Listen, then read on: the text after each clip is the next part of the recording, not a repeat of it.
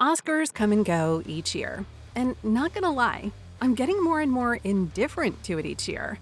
This year, however, I was forced to care about the Oscars, and it was for reasons that I couldn't foresee whatsoever. It all started with a seemingly simple joke that comedian John Mulaney made on Kevin Costner's legendary movie Field of Dreams. And he was in the Amazon with my mother when she was researching spiders just before she died. And now, all I can think about is whether John Mulaney insulted Costner and his work or not. Here's a quick summary of Mulaney's unexpected joke.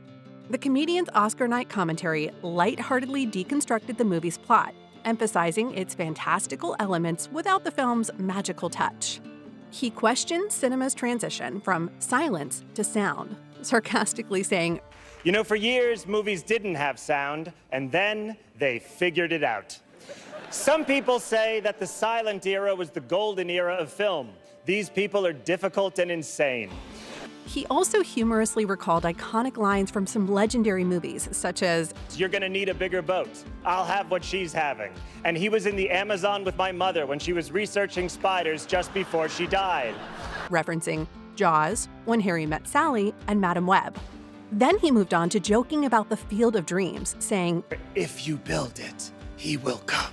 and portraying Costner's character as opting to watch ghosts play baseball, overpaying his mortgage. And then Costner does it. He builds a baseball field. Well, I guess he doesn't build it. He mows down corn, and then there is a field. And then he's like, I'm going to watch ghosts play baseball. And the bank is like, you want to pay your mortgage? And he's like, nah, I'm going to watch ghosts play baseball. He continued with a comedic account of finding James Earl Jones's character, who he mistakenly thought wrote a real book, and added, It's James Earl Jones, who wrote The Boat Rocker, which I thought was a real book deep into my 20s.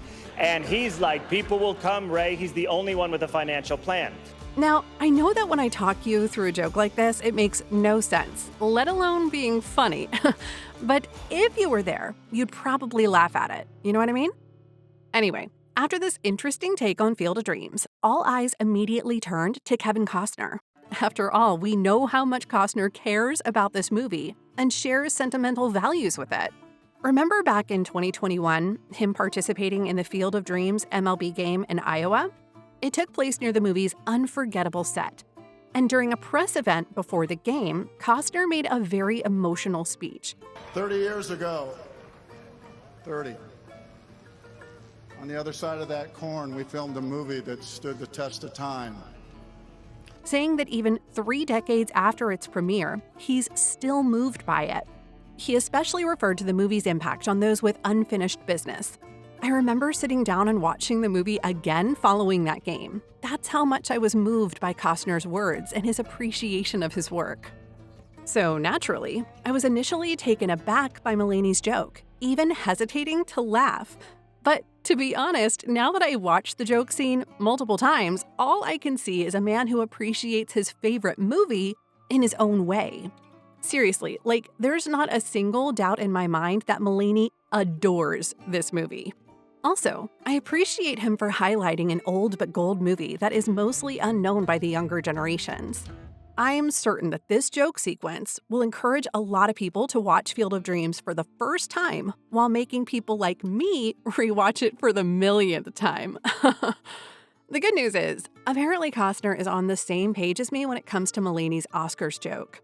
Sharing a clip of Mulaney's act on social media, Costner said, "Not a bad summary," with a laugh out loud emoji on it, proving that he has a good sense of humor and can take a harmless joke easily.